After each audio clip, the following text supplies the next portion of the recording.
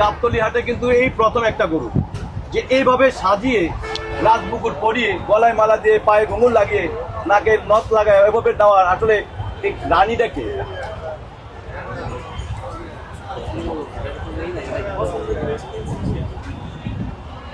ভালো লাগছে আপনার? পছন্দ হয়েছে? কত টাকা কিনলেন? 5 লাখ টাকা। খুশি আপনি? সবাই বলি আলহামদুলিল্লাহ। আলহামদুলিল্লাহ। ঠিক আছে ভাই, ধন্যবাদ।